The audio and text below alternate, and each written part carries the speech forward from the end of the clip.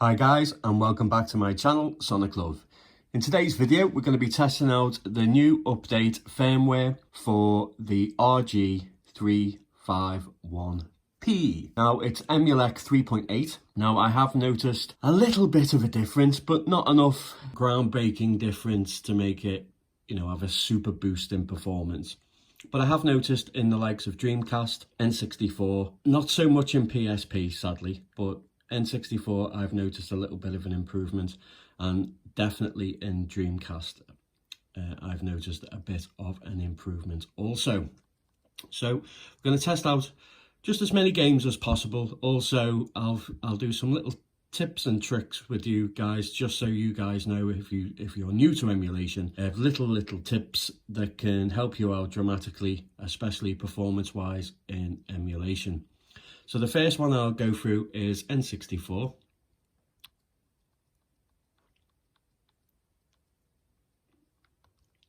So when you start, if you go to Game Settings, push up, and you'll see Pre-System Advanced Configuration. So when you click on it, it will then give you a list of emulators that you have already on the system. Arcade, Capcom, SCUMV, Nintendo Entertainment System, Nintendo Game Boy. So if you go to N64, and if you're having trouble with performance, then if you click on N64, you'll see at the very top where it says Emulator. Now, if you press left or right, you'll see that the emulator will go to Auto, and it will swap through all the different emulators that you have for that system that you want to play. So if you are having trouble with performance with one, then swap the emulator out. So this is how you swap the emulator out without going into RetroArch, which is pretty nice.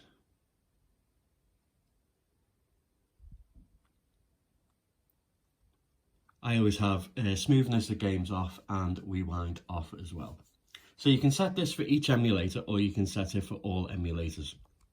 So that's just a little tip and trick there, guys, that will help out if you just play it straight out the box and it's not working properly.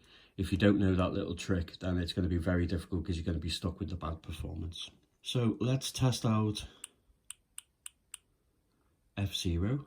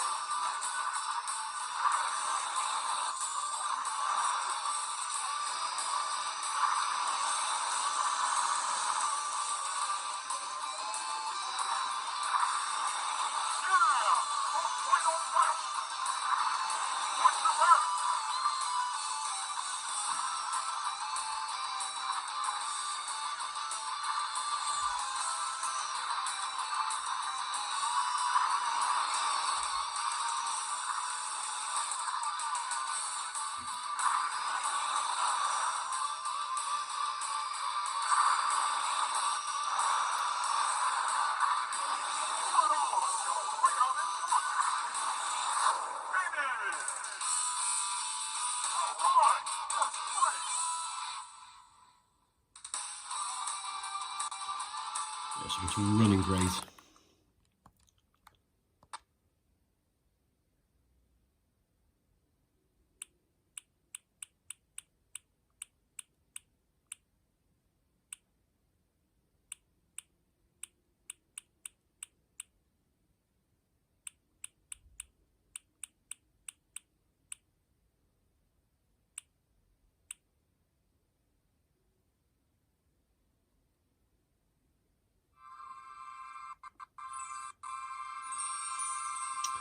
So as you can see, with all the flickering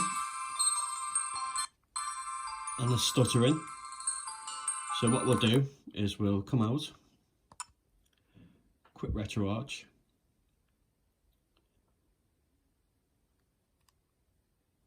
go to game settings, pre-system configuration, and 64.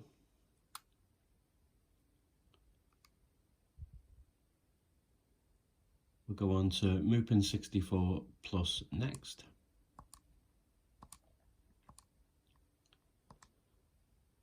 Specific games run better with specific emulators, which is a pain in the arse, granted, yes, I know, but you have to keep testing them out to see what works the best. So as you can see, this one doesn't flicker with the glitchiness, but it definitely is slow. So again, quick retro arch, press start, game settings, pre-configuration, and 64. And we're going to go with Liberato Mupin 64 plus.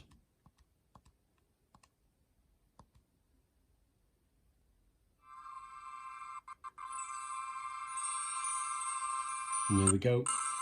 No glitching and just a tiny bit of stutter, but when you go in the games. But I just wanted to show you that, guys, just to show that different emulators work best under different situations. Okay, so let's test out some Dreamcast.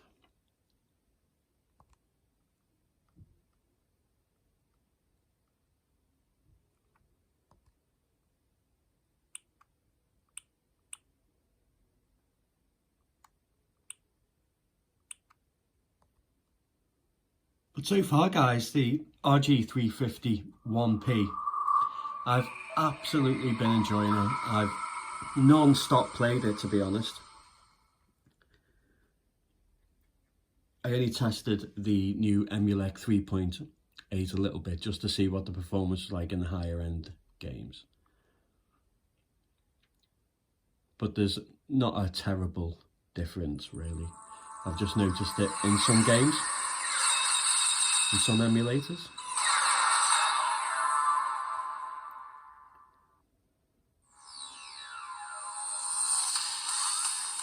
File select.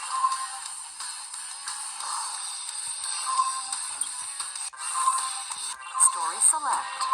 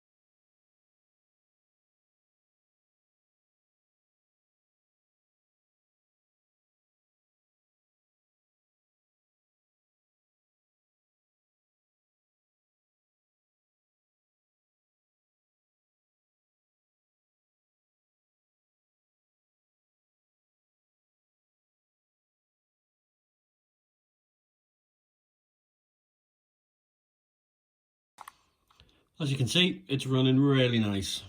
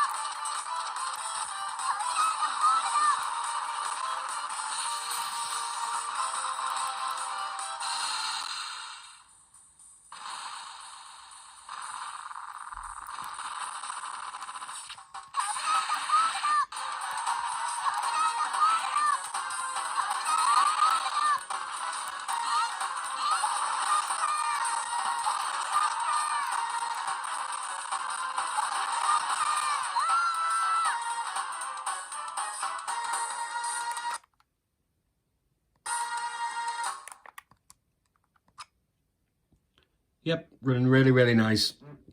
Really happy with it.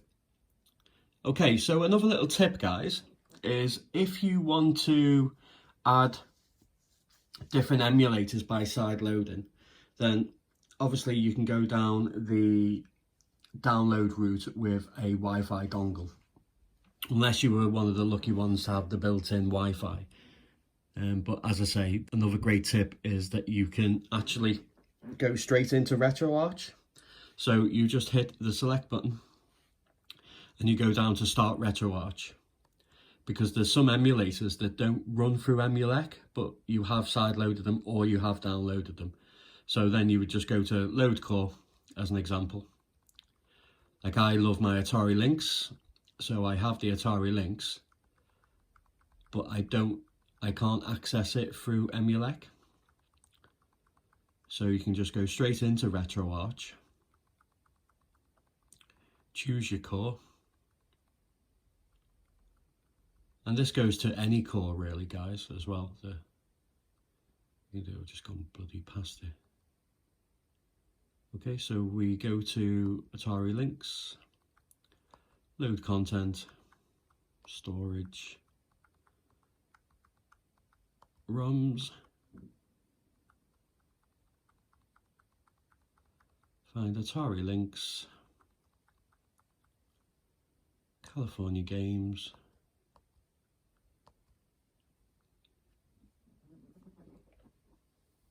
so even though I can't access it through Emuelec, I can just go straight into RetroWatch and then I can pull up the core and the game and start it.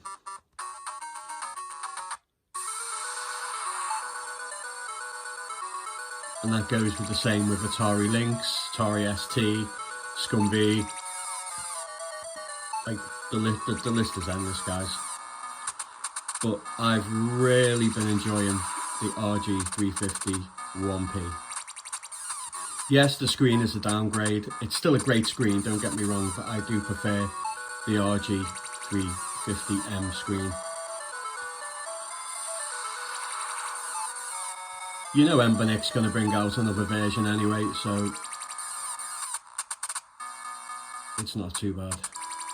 They bring out the M with a better screen.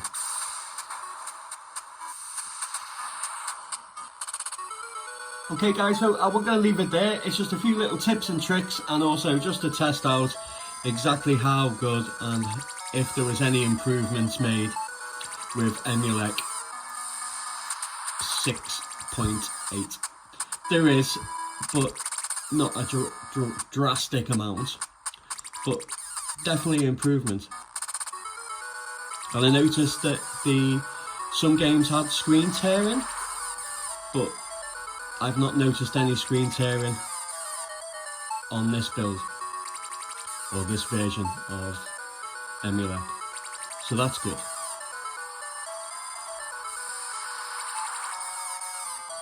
Okay guys, give the video a massive like if you like, give it a dislike if you dislike it. I will do some more testing and just see if I can find out any more improvements made with it. Is it worth doing? Yeah, I'd definitely say so. So I'd definitely upgrade it, guys.